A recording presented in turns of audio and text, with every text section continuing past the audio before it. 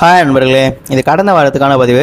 நமக்கு ஒரு birthday shoot இருந்த காரணத்தினால கிளம்பி ஸ்பாட்டுக்கு போயாச்சு. இவன் தானே பர்த்டே பண்ணி கேட்காதேன், கண்ணீரே வராமல் அழுவது எப்படி அப்படின்னு ஒன்று கற்றுக்கிட்டு இருக்கேன். சரி, அவனை பார்த்துட்டு இன்னொரு சைடு தெரியும் பார்த்தா இங்கே வந்து மண்டையில் தான் வரைஞ்சி வச்சிருந்தான். என்னடான்னு கேட்டால் ஸ்டைல் என்னங்கிறா. சரி, அவன்கிட்ட கொஞ்சம் நேரம் பேச்சை போட்டு வரவங்க போகிறவங்களா ஃபோட்டோ எடுத்துட்டு அப்படியே நம்ம அங்கேருந்து பைய கிளம்பியாச்சு. வரவில் நமக்கு பிடிச்ச கூழ் கடை ஒன்று இருந்துச்சு. அதனால் ஒரு கூழ் ஒன்று வாங்கி வாயில் ஊற்றிட்டு அப்படியே பைய கிளம்புனா அடுத்து நமக்கு பிடிச்ச தண்ணி போல கடை. அதுக்கப்புறம் அப்படியே சும்மா இருக்க முடியும். அதனால் ஒரு பழத்தை வாங்கி வண்டியில் ஏற்றிட்டு அப்படியே பைய கிளம்பியாச்சு. வரவில் பார்த்தா நம்பால்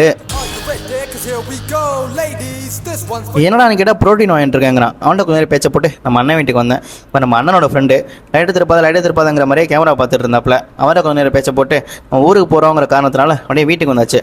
நம்பால பாருங்கள். சரி, நம்ம தம்பிக்கு ஒரு பாயை சொல்லிட்டு அப்படியே கிளம்பியாச்சு. அப்புறம் வெல்கம் டு மகாபலிபுரம் நண்பர்களே. இந்த இடத்துக்கு ஏன் அவ்வளோ ஹைப்புன்னு தெரில.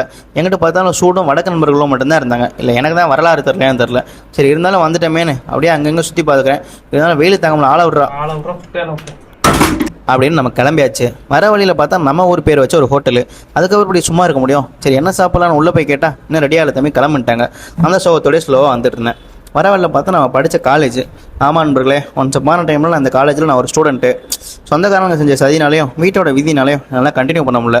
முடிஞ்சாலும் உங்கள் ட்ரீமை நீங்களும் கிவ் அப் பண்ணாதீங்க நண்பர்களே. இல்லைனா இந்த மாதிரி பிடிக்காத வெளியில் உட்காந்து பெஞ்சை தேய்ச்சி கஷ்டப்படணும். சரி, அந்த சோகத்தோடய வந்துட்டு நம்ம வண்டி ஓனர்கிட்ட பைக்கை கொடுத்துட்டு நம்ம ஸ்லோவாக அப்படியே பஸ்ஸில் ஏறியாச்சு. இந்த மாதிரி படம் போடுற பஸ்ஸெல்லாம் வந்து ரொம்ப நாள் ஆச்சு. அப்படியே ஊர் பக்கத்தில் வந்துட்டு பஸ் ஸ்டாண்ட் இறங்கினதுக்கப்புறம் அங்கேருந்து ஒரு பஸ்ஸு மாதிரி நம்ம ஊருக்கு வந்து சேர்ந்தாச்சு. அப்புறம் இது நாளைக்கான பதிவு நான் அடுத்த நாளில் சொல்கிறேன். டாட்டா, பை பை.